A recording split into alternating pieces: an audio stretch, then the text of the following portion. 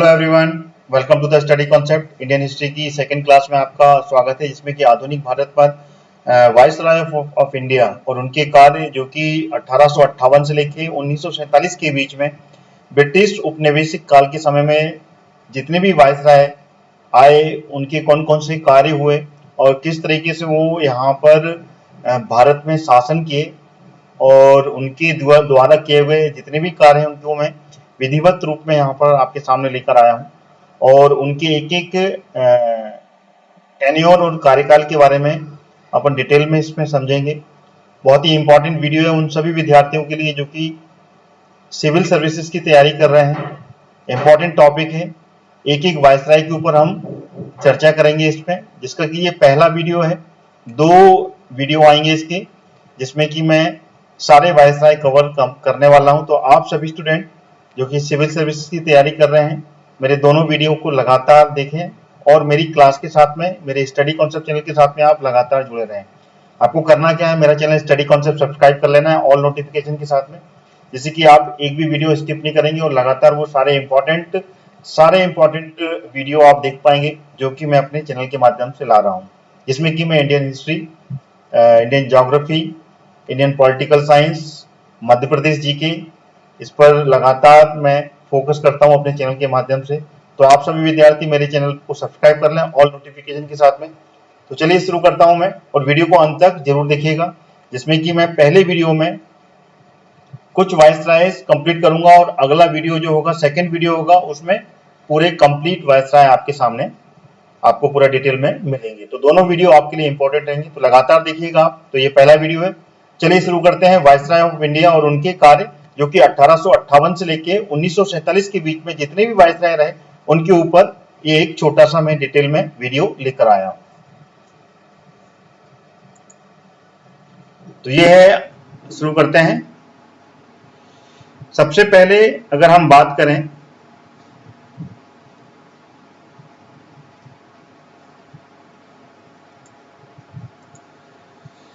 तो सबसे पहले वाइसराय कौन से थे? वो थे लॉर्ड कैनिंग। लॉर्ड कैनिंग जो कि सबसे आखिरी गवर्नर जनरल भी थे और सबसे पहले वाइसराय भी कहलाए। 1856 में ये गवर्नर जनरल बनकर ये भारत में आए थे। देन उसके बाद में इन्हीं के कार्यकाल में 1857 का जो सैनिक विद्रोह हुआ था वो इनके ही कार्यकाल में, जब ये गवर्नर जनरल थे तब विद्रोह हुआ। देन उसके बाद में इस विद्रोह का यहाँ पर दमन किया। दमन करने के बाद में 1858 में विक्टोरिया शासन यानी कि ईस्ट इंडिया कंपनी का शासन यहाँ पर समाप्त हुआ। उसके बाद में विक्टोरिया शासन यानी कि 1858 का चार्टर अधिनियम यहाँ पर लाया गया और इसमें विक्टोरिया शासन लगाया गया, यानी कि ईस्ट इंडिया एक्ट को खत्म करते हुए इंग्लैंड की सरकार ने यहाँ पर इंग्लैंड का शासन यहाँ पर लगा दिया गया और विक्टोरिया शासन चार्टर अधिनियम 1858 के तहत लगाया गया और उस समय इस पद का नाम बदल दिया गया। तो 1858 में जो उस समय गवर्नर जनरल 1857 तक थे, ठीक है ना, जो कि शुरुआत में गवर्नर जनरल की जो प्रोविजन रखा गया था, जिसका वीडियो मैंने इससे पहले वाले क्लास में मैं कंप्लीट कर चुका हूं। अगर आपने उसको नहीं देखा है तो उसका भी लिंक आपको इस वीडियो की डिस्क्रिप्शन बॉक्स में मिल जाएगा, तो उसको भी आप देखिएगा, जिसमें कि मैंने सभी जितने भी गवर्नर जनरल हैं उनके कार्यकाल के बारे में विस्तृत रूप से वर्णन किया है। डिटेल में मैंने उस वीडियो को बनाया, तो उसको भी देखिएगा। तो इसमें जो गवर्नर जनरल का पद है वो 1857 के बाद में 1858 में चार्टर अधिनियम के तहत खत्म कर दिया गया। उसके बाद में 1858 से लेकर 62 तक कैनिंग जो कि गवर्नर जनरल था वो वाइसराय के रूप में उसने कार्य किया। तो 1858 का जो गवर्नर जनरल 1857 के विद्रोह के बाद में ये पहले वाइसराय नियुक्त हुए, जैसे कि यहाँ पर आपको दिख रहे हैं। देन उसके बाद में इनके कार्यकाल में 1860 में आईपीसी यानी कि भारतीय दंड संहिता, इंडियन पीनल कोड जिसको बोलते हैं, वो लागू हुआ। बहुत इंपॉर्टेंट है, ध्यान रखिएगा। देन उसके बाद में 1861 में ही इनके कार्यकाल में इंडियन काउंसिल एक्ट की स्थापना की गई, उच्च न्यायालय की स्थापना हुई, सिविल सर्विस एक्ट लाया गया इनके समय में, और उसके बाद में सीआरपीसी अपराध दंड संहिता बोलते हैं इसको हिंदी में, सीआरपीसी भी लागू लॉर्ड कैनिंग के समय ही की गई। अब चलते हैं अपन अगले वायसराय के ऊपर। तो अगले जो वायसराय इसके बाद में जो बने, क्योंकि 1862 में लॉर्ड कैनिंग का कार्यकाल समाप्त हो गया, तो उसके बाद में आए थे लॉर्ड एल्गिन। लॉर्ड एल्गिन जो कि 1 वर्ष तक ही यहाँ पर रहे, और इनके कार्यकाल में भारत में कोई भी ऐसा कार्य नहीं हुआ जिसको कि हम गिनती की जा सके। और उसके बाद में 1 वर्ष के बाद में ही इनकी मृत्यु हो गई थी। मृत्यु के तुरंत पश्चात में फिर सर जॉन लॉरेंस ये यहाँ पे वायसराय बनकर आया, जो कि 1864 से लेके 1868 के बीच में यहाँ पर इसने कार्य किया, जिसमें कि 1865 में यूरोप के साथ में जो टेलीग्राफ का जो संपर्क था उसकी शुरुआत की गई। और इसके शासनकाल में 2 भीषण यहाँ पर जो अकाल थे वो पड़े। यहाँ पर 2 जो भीषण अकाल थे वो इसी के समय में बने, बहुत इंपॉर्टेंट ध्यान रखिएगा। सर जॉन लॉरेंस के समय में 2 भीषण अकाल पड़े। एक अकाल पड़ा था 1866 से 67 के बीच में, पहला अकाल, जिसमें कि उड़ीसा और मद्रास प्रेसिडेंसी के बेल्लरी, सैलूम, कोयम्बटूर और दक्षिणी जो मदुरई का क्षेत्र है वहां तक ये पूरा क्षेत्र में इसका प्रभाव पड़ा। अकाल मतलब कि सूखा, पहला सूखा पड़ा था सर जॉन लॉरेंस के समय में 1866 से 67 के बीच में। फिर दूसरा सूखा भी इसी के समय में भुगतना पड़ा, जो कि दूसरा क्षेत्र था राजपूताना क्षेत्र, जो कि भारत का पश्चिमी क्षेत्र, राजस्थान का जो क्षेत्र था वो राजपूताना क्षेत्र कहलाता था। वहां पर सूखा पड़ा 1868 से लेकर 1869 के बीच में। 1868 में अंबाला से दिल्ली के बीच में जो रेलगाड़ी की शुरुआत की गई थी वो सर जॉन लॉरेंस जो वायसराय आया था उस समय की गई थी। दोनों अकालों में जो दोनों अकाल हुए थे 1866 67 और 1868 69 के बीच में, इसमें लाखों भारतीय की मृत्यु हुई थी, ठीक है ना। और इसके अलावा इसके कार्यकाल में कोई भी ऐसा उल्लेखनीय कार्य नहीं हुआ था जिसमें कि अपन इसकी अकाउंटेबिलिटी की जा सके। बस इंपॉर्टेंट कार्य ये थे कि 1865 में यूरोप से टेलीग्राफ के संपर्क का जो एक साधन था टेलीग्राफ, उसकी शुरुआत कर दी गई थी। देन उसके बाद में अंबाला से दिल्ली के बीच में रेलगाड़ी की शुरुआत हुई थी। ये 2 कार्य यहाँ पर अपन इसको मान सकते हैं। इसके बाद में अगला जो वायसराय रहा उसके ऊपर चलते हैं अपन। इसके बाद में अगला जो वायसराय आया था वो लॉर्ड मेयो, बहुत इंपॉर्टेंट है, ध्यान रखिएगा। इनके जो कार्य एग्जाम में पूछे जाते हैं, लॉर्ड मेयो का कार्यकाल, किसने क्या क्या कार्य करवाए, तो इसका जो कार्यकाल था वो 1869 से लेकर 1872 के बीच में ये भारत का वायसराय बनकर आया। और इसके शासनकाल में भारत में कई सुधार किए गए। सबसे पहला, ठीक है ना, मेयो के काल में आंतरिक सुधारों के लिए जाना जाता है, ठीक है ना, इंपॉर्टेंट पॉइंट है।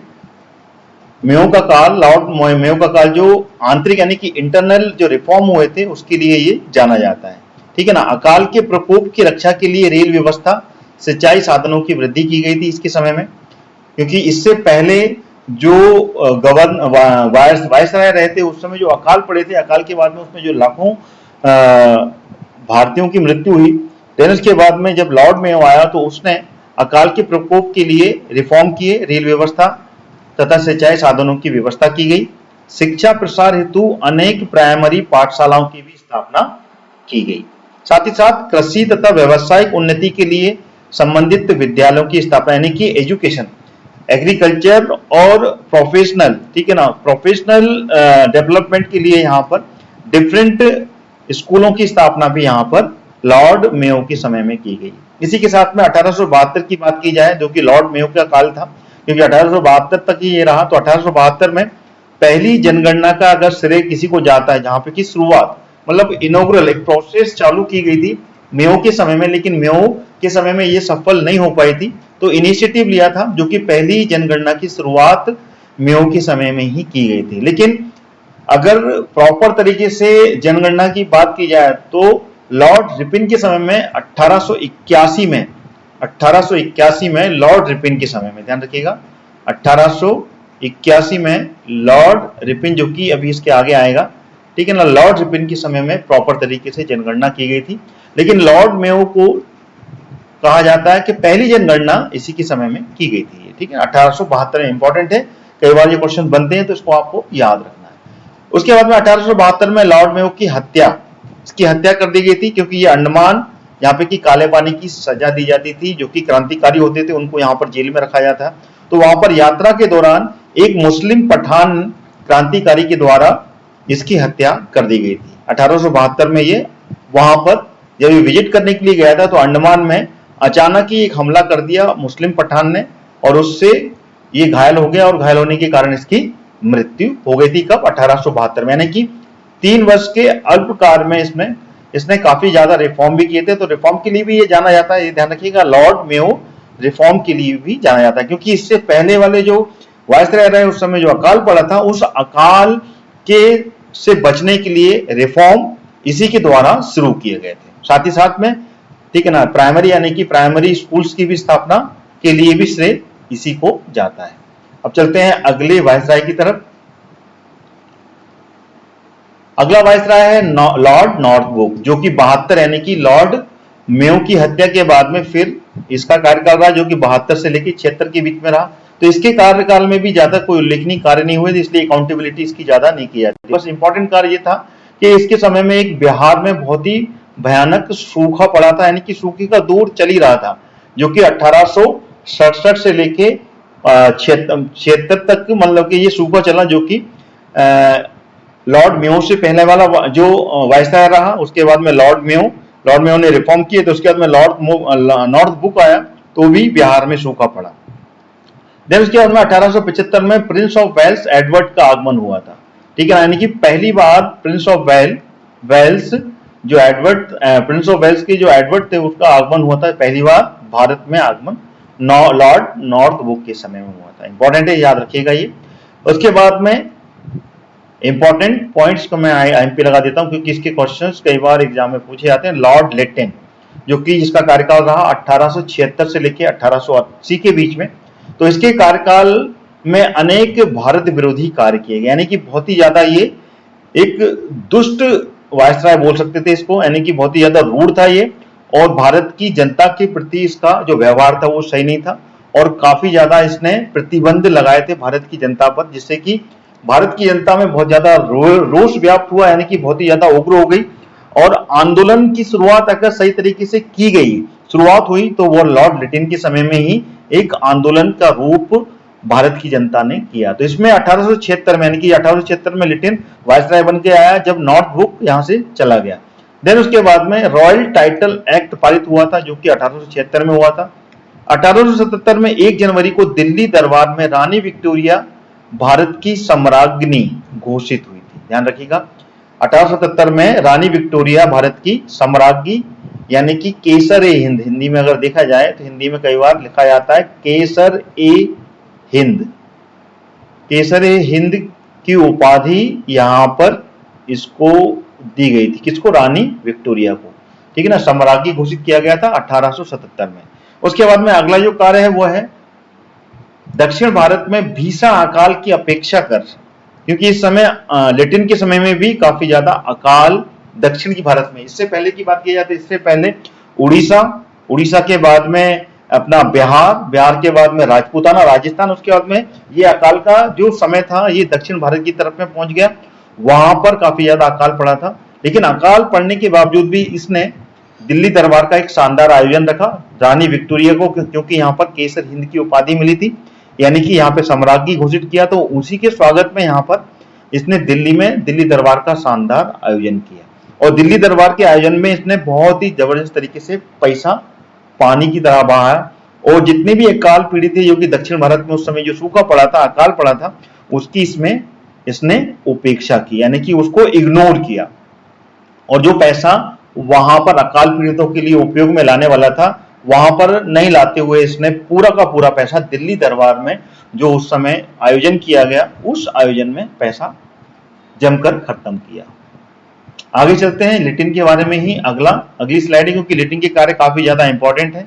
फिर उसने 1878 में इंपॉर्टेंट है, ध्यान रखिएगा, वार्नाकुलर प्रेस एक्ट पारित किया, जो कि भारतीय समाचार पत्रों पर इसने कठोर प्रतिबंध लगाने के लिए ये वार्नाकुलर प्रेस एक्ट यानी कि प्रेस संशोधन बिल लाया था ये, और इसमें प्रेस जितनी भी थी भारत की उस समय की समाचार पत्र थे उन पर कठोर प्रतिबंध लगा दिया गया, और जिससे कि वहां पर कोई भी न्यूज, कोई भी अखबार वहां पर प्रिंट नहीं हो पा रहा था, जिससे कि वहां पे जितनी भी आंदोलन या फिर जो भी सरकार कदम उठाती थी उसका कोई भी न्यूज पब्लिक तक नहीं पहुंच सकती थी। तो इस तरीके से इसने 1878 में वारना कूलर प्रेस एक्ट लेके आया। उसके बाद में 1878 में इसने आर्म्स एक्ट भी पारित किया, ठीक है, जिसमें कि इसने हथियार रहित भारतीयों को क्या कर दिया गया था, हथियार रहित कर दिया गया था, यानी कि कोई भी भारतीय बिना लाइसेंस के हथियार नहीं रख सकता था। बिना लाइसेंस के हथियार सिर्फ रखने का अधिकार किसको था, यूरोपियन को था। बाकी जितने भी भारतीय थे उनको लाइसेंस के बिना हथियार रखने का अधिकार इसने खत्म कर दिया था, ठीक है ना। और क्या, ये प्रतिबंध मैंने जैसे कि आपको बताया, ये प्रतिबंध केवल भारतीयों पर लागू होता था। यूरोपियन पने यानी कि जितने भी यूरोपियन थे वो हथियार रख सकते थे, लेकिन भारतीय इसमें हथियार नहीं रख सकते थे, उसको इसमें लाइसेंस लेने की आवश्यकता होती थी। देन उसके बाद में अगला जो कार्य हुआ था यहाँ पर द्वितीय अफगान युद्ध।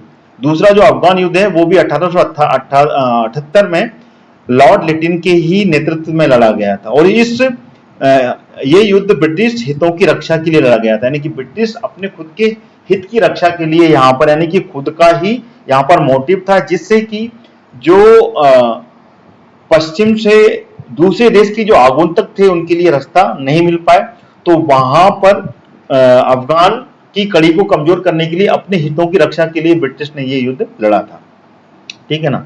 और इसमें जितना भी पैसा जो खत्म हुआ युद्ध में, वो भारतीय जो अर्थव्यवस्था थी, यानी कि वित्तीय कोष, इसको वित्त बोलते हैं, वित्त कोष, यानी कि भारत की का जो धन था उस वित्त कोष पर ही इसका पूरा प्रभाव पड़ा था।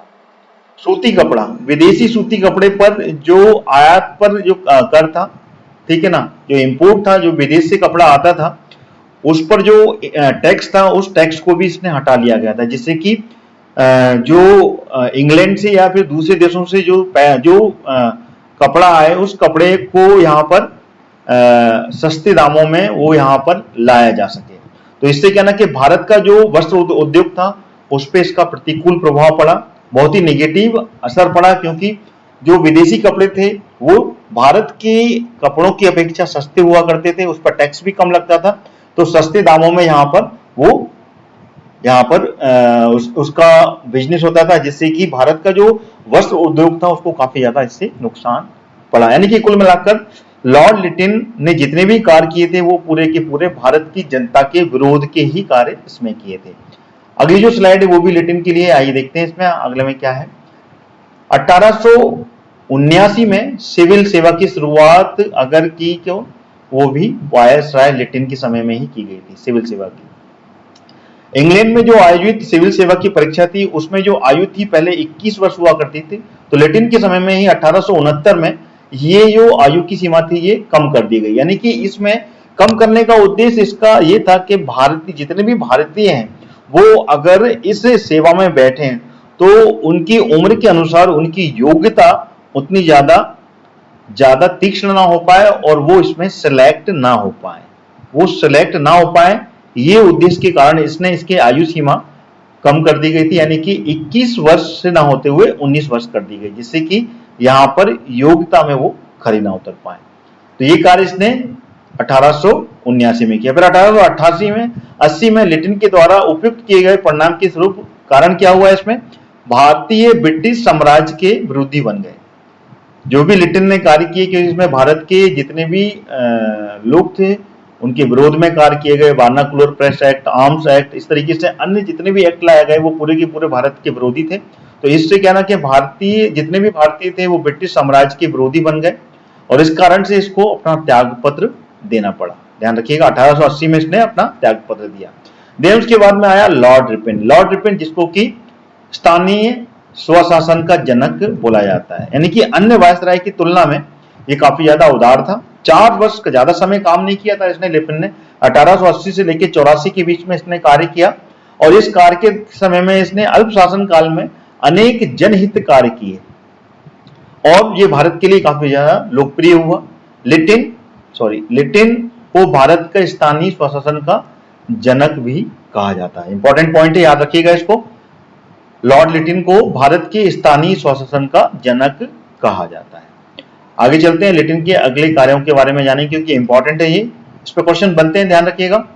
1881 में इन्होंने क्या किया था, प्रथम फैक्ट्री एक्ट लागू किया, जिसमें कि श्रमिकों की जितने भी फैक्ट्री में जो वर्कर होते थे उन वर्करों की दशा सुधारने के लिए ये एक्ट पारित किया गया था, जिसमें कि उनकी जो टाइम था, टाइम बाउंडेशन कर दी गई इसमें, उनका समय जो कि अनिश्चित हुआ करता था, तो इसमें कार्य करने की जो समय था वो 9 घंटे निर्धारित कर दिया गया था, ठीक है ना। और इन्हीं के समय मैंने पिछली स्लाइड में आपको बताया था, पहली जनगणना की शुरुआत हुई थी 1881 में। 1881 में पहली जनगणना की शुरुआत प्रॉपर वे में, सुचारू रूप से अगर शुरू करने का जो श्रेय दिया जाता है वो लॉर्ड रिपिन के समय में ही शुरू हो गई थी। तो तब से लेके हर 10 वर्ष के अंतराल में ये जनगणना लगातार होती आ रही है, ठीक है। तो 10 वर्ष यानी कि 1881 के बाद में 91, इस तरीके से लगातार हर 10 वर्ष के बाद में जनगणना होती है। तो ये शुरुआत हुई थी लॉर्ड रिपिन के समय में। अगला जो पॉइंट है बहुत इंपॉर्टेंट है, 1882 में यानी कि लॉर्ड लिटिन के समय में जो वार्नाकुलर प्रेस एक्ट लाया गया था वो रिपिन ने इसको वापस ले लिया। वार्नाकुलर प्रेस एक्ट यानी कि प्रेस की जो आजादी थी उस आजादी को यहाँ पर उसने जो उस पर अंकुश लगाया था उस अंकुश को हटा लिया गया और फिर से अखबार यहाँ पर छपना चालू हो गए और पब्लिक तक सारी न्यूज पहुंचने लगी। तो ये इसने एक बहुत अच्छा कार्य किया था कि वार्नाकुलर प्रेस एक्ट को यहाँ पर खत्म करके इसने प्रेस की आजादी को फिर से दोबारा ला दिया था। और उसके बाद में इसने जो आर्म्स एक्ट जो लेटिन ने लेके आए थे वो उस समय लागू रहे, उसको वापस नहीं लिया था इसने, लेकिन वार्नाकुलर प्रेस एक्ट इसने वापस ले लिया था।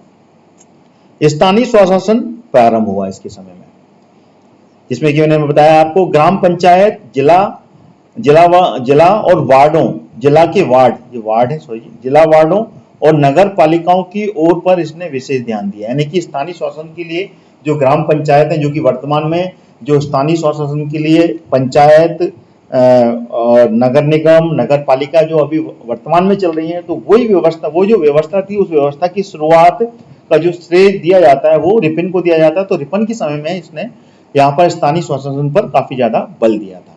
कर संबंधी सुधार भी इसने किए थे, ठीक है ना। कब? 1882 में, ईयर जरूर याद रखिएगा, 1882 में इसने कर संबंधी सुधार दिए, जिसमें कि नमक कर, उस समय नमक का कर काफी, नमक पे ज्यादा कर दिया लगता था, तो नमक कर इसने कम कर दिया गया, जिसमें कि टैरिफ जो मूल के आधार पर 5% का जो इंपोर्ट ड्यूटी थी, इंपोर्ट शुल्क था, वो इसमें समाप्त कर दिया था इसने, जिससे कि ये भारत की पब्लिक के लिए काफी ज्यादा राहत वाला कदम लॉर्ड रिपिन ने उठाया था। और शिक्षा में जितने भी जो व्याप्त दूसरे को दूर करने, मतलब व्याप्त जो दोष थे,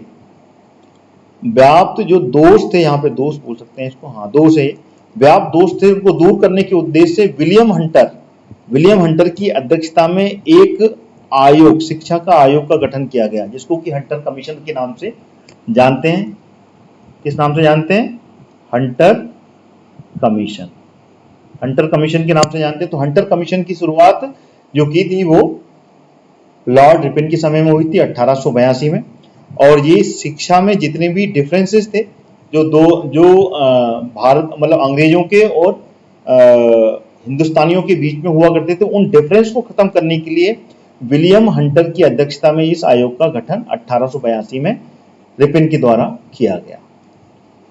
अगला पॉइंट 1883, जो कि रिपिन के समय था, क्योंकि रिपिन 1880 से लेके 84 के बीच में रिपिन का कार्यकाल था। तो 1883 में इसने क्या किया था, लगान का जो स्थायी बंदोबस्त चालू करने वाली योजना थी, जो योजना उस समय लगान पर जो स्थायी बंदोबस्त योजना थी उसको इसने समाप्त कर दिया गया था, ठीक है ना, 1883 में किया।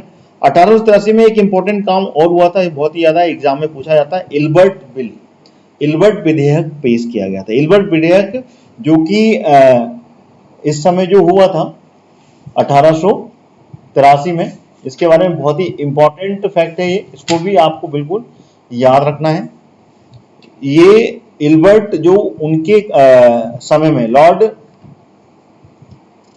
क्या नाम है इसका, हाँ, लॉर्ड रिपिन के समय में पी.सी. इल्बर्ट,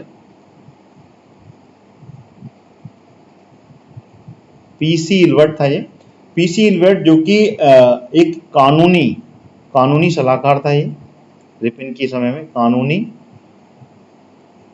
सलाहकार था। ये कानूनी सलाहकार था, तो इन्होंने ही रिपिन के शासनकाल में कार्यकारिणी सदस्य था ये, मतलब कार्यकारिणी सदस्य का एक कार्यकारिणी परिषद का ये कानूनी सलाहकार था ये। और इसने इस विधेयक को पेश किया, जिसमें कि इसका जो उद्देश्य था ये था कि भारतीय मजिस्ट्रेटों के द्वारा, इल्बर्ट बिल इंपॉर्टेंट है, इसको मैं अच्छे से आपको बता रहा हूं, ध्यान से सुनिएगा। इल्बर्ट बिल में भारतीय मजिस्ट्रेट जो कि उस समय भारत में कानूनी पद पर रहते थे, तो भारतीय मजिस्ट्रेटों के द्वारा यूरोपीय जो मुजरिम हुआ करते थे, यूरोपीय जो अपराधी हुआ करते थे, उनको सजा देने का प्रावधान इस इल्बर्ट बिल विधेयक में किया गया था। लेकिन इसका विरोध जो इंग्लैंड में रहने वाले नागरिक थे, ठीक है ना, उन यूरोपियों ने इसका विरोध किया। विरोध होने के बाद में इस बिल को पारित नहीं किया गया, और इस बिल को थोड़ा सा संशोधन करने के बाद में इसमें संशोधन किया गया इल्बर्ट बिल को बाद में, और संशोधन करने के बाद में दोबारा लाया गया, और दोबारा लाया गया तो इसमें भारतीय मजिस्ट्रेट तथा जो यूरोपीय मजिस्ट्रेट यानी कि दोनों साथ में मिलकर, यानी कि यूरोपीय मजिस्ट्रेटों की सलाह से भारतीय मजिस्ट्रेट यूरोपीय जो अपराधी होते थे उस पर फैसला दे सकते थे, और उनको यहाँ पर उनके मुकदमों का निर्णय ले सकते थे। ये संशोधन किया गया था, यानी कि जो यूरोपीय मजिस्ट्रेट हुआ करते थे उनके साथ में मिलकर उनकी सलाह के द्वारा ही यूरोपियों का यहाँ पर मुकदमा चला सकते थे भारतीय जो मजिस्ट्रेट हुआ करते थे। तो ये संशोधन 1883 में लाने के बाद में फिर इसको पेश किया गया था, फिर उसके अंदर ये पास हो गया था। तो इससे क्या हुआ, इससे भारत के लोगों की आंखें खुल गई। इल्बर्ट विधेयक का जो विवाद हुआ था, ठीक है ना, इस वाद विवाद के कारण भारतीय लोगों की आंखें खुल गई, और इससे क्या ना कि राष्ट्रीय आंदोलन का मार्ग शुरू हो गया था। यानी कि रिपिन के समय में ही राष्ट्रीय आंदोलन का जो मार्ग था वो प्रशस्त हुआ, और इसको आगे बढ़ने में काफी ज्यादा मदद मिली। ठीक है, फिर इसके बाद में आया, जब रिपिन का कार्यकाल समाप्त हुआ, फिर आया लॉर्ड डफरिन। बहुत इंपॉर्टेंट है लॉर्ड डफरिन का समय भी, क्योंकि इस समय जो घटना घटी वो घटना पूरे भारतीय आजादी के इतिहास की क्रांतिकारी घटना थी। 1884 से लेकर 1888 के बीच में लॉर्ड डफरिन का कार्यकाल था ये, जो कि वायसराय बनकर भारत का आया था। तो इसके समय में 1885 में तृतीय बर्मा युद्ध, तीसरा बर्मा युद्ध इसी के कार्यकाल में हुआ। उसके बाद में भारतीय राष्ट्रीय कांग्रेस की का जो पहला सम्मेलन था, जो कि कहां हुआ था, ये कहां हुआ था, ये बंबई में हुआ था। ये पहले ये पूना में होना रहा था, लेकिन प्लेग फैल गया था, इस कारण इसको बंबई में लेके आ गए थे। तो बंबई में ये पहला भारतीय राष्ट्रीय सम्मेलन, जिसमें कि कांग्रेस की स्थापना की गई थी। कांग्रेस की स्थापना 1885 में लॉर्ड डफरिन के कार्यकाल में की गई, ठीक है ना। और उसके बाद में बंगाल का स्थानीय स्वशासन एक्ट लागू भी 1885 में इन्हीं के समय में हुआ था, ठीक है। देन उसके बाद में 1886 में ऊपरी बर्मा पर अधिकार, यानी कि बर्मा का जो युद्ध हुआ था, उस बर्मा की तृतीय बर्मा युद्ध पर इन्होंने विजय हासिल की, और विजय हासिल करने के बाद में आधी बर्मा पर, आधा जो बर्मा था उस पर अधिकार कर लिया था। माने कि ये संधि हुई थी, इस संधि पर ऊपरी बर्मा पर अधिकार कर लिया गया था, और निचला क्षेत्र जो बर्मा का था वो छोड़ दिया गया था। तो ये संधि के दौरान, ये 1886 में डफरिन के समय ही हुआ था, ठीक। तो इंपॉर्टेंट है डफरिन का कार्यकाल, इसको भी आपको याद रखना है। आगे बढ़ते हैं। तो डफरिन के कार्यकाल मैंने आपको बता दिया। अब चलते हैं लॉर्ड लैंसडाउन। लॉर्ड लैंसडाउन जो कि 1888 से लेके 94 के बीच में इसका कार्यकाल रहा। जब लॉर्ड डफरिन का कार्यकाल खत्म हुआ, देन उसके बाद में लॉर्ड लैंसडाउन हुआ। इसके कार्यकाल में भारत की उच्च सेवाओं पर जो भारतीय लोग कार्य करते थे, ठीक है ना, उनको रखना बंद कर दिया गया था। लॉर्ड लैंसडाउन ने क्या किया था, भारतीय लोगों को उच्च सेवा पर रखना बंद कर दिया गया, ठीक है ना। जब ये आया तो इसने जितने भी भारतीय थे उनको, जितनी भी हाई लेवल की जो सर्विसेज हुआ करती थी अंग्रेजों के समय में, उस पर रखना बंद कर दिया। 1889 में प्रिंस वेल्स ऑफ एडवर्ड का सेकेंड टाइम, यानी कि सबसे पहली बार आगमन हुआ था, जो कि मैंने शुरुआत में आपको बताई। उसके बाद में फिर प्रिंस एडवर्ड का सेकेंड टाइम इसका आगमन हुआ है यहाँ पर। 1891 में द्वितीय फैक्ट्री एक्ट यानी कि सेकेंड फैक्ट्री एक्ट लागू किया गया। मणिपुर विद्रोह भी लैंसडाउन के समय ही शुरू हुआ था 1891 में। 1892 का इंडियन काउंसिल एक्ट भी लैंसडाउन के समय में ही लागू किया गया, जिसमें कि महिलाओं को वोट डालने का अधिकार मिला। यहाँ पर वो महिला भी यहाँ पर वोट डाल सकती थी। 1893 में काबुल में जो डूरंड मिशन था वो भी लैंसडाउन के समय में ही हुआ था। डूरंड मिशन यानी कि अफगानिस्तान अलग हुआ था, इससे अफगानिस्तान को भारत से अलग किया गया था, जो कि लैंसडाउन के समय में हुआ था। यानी कि जो डूरंड मिशन यानी कि डूरंड जो रेखा है वो इन्हीं के नाम पर जानी जाती थी। जो रेखा यानी कि जिससे कि भारत से अफगानिस्तान को अलग करने वाली रेखा डूरंड रेखा, जो कि डूरंड मिशन के तहत की गई थी, जो कि 1893 में अफगानिस्तान भारत से अलग कर दिया गया था। और इन्हीं के समय में स्वामी विवेकानंद ने अमेरिका की यात्रा की थी। अमेरिका में शिकागो में जो सम्मेलन हुआ था उस सम्मेलन में भाग लेने गए थे ये। तो ये सम्मेलन भी लैंसडाउन के समय में ही स्वामी विवेकानंद ने यहाँ पर यात्रा की थी। तो मैंने आज की इस वीडियो में आपके सामने लॉर्ड लैंसडाउन के तक मैंने आपको ये पूरा कंप्लीट किया, जो कि इंपॉर्टेंट सारे के सारे जितने भी मैंने अभी आपको वायसराय बताए, एक एक घटना के बारे में टू द पॉइंट्स क्लियर किया। वीडियो कैसा लगा आपको कमेंट्स करके जरूर बताइएगा। अगर कहीं पे किसी भी एंगल से कहीं पे भी कोई डाउट हो तो आप डायरेक्ट कमेंट्स के माध्यम से मुझसे पूछ सकते हैं। मैं कोशिश करूंगा आपको कि आपके कमेंट्स के मैं जवाब दे पाऊं। और लगातार मेरी वीडियोस को आप देखते रहें और मेरी चैनल स्टडी कॉन्सेप्ट से आप कनेक्ट रहें। लाइक करें मेरी वीडियो को अगर आपको पसंद आया है तो, और मेरे चैनल को सब्सक्राइब कर लें ऑल नोटिफिकेशन के साथ में, जिससे कि आपको सारे वीडियोस के नोटिफिकेशन मिलेंगे और लगातार मेरे सभी वीडियोस के माध्यम से आप अपनी स्टडी को कंप्लीट कर पाएंगे। तो अपनी इस वीडियो को मैं यहीं समाप्त करता हूं। अगला सेकेंड पार्ट जो वायसराय का होगा, जो कि 1894 से लेके आगे जो वायसराय बने 1947 तक, उन सभी वायसराय पर आखिरी मतलब सेकेंड वीडियो जिसमें कि मैं कंप्लीट कर दूंगा। तो उस वीडियो को भी देखना आप नहीं भूलिएगा, जो कि इसके बाद में मैं लेके आने वाला हूं। तो जय हिंद दोस्तों, इस वीडियो को मैं यहीं समाप्त करता हूं।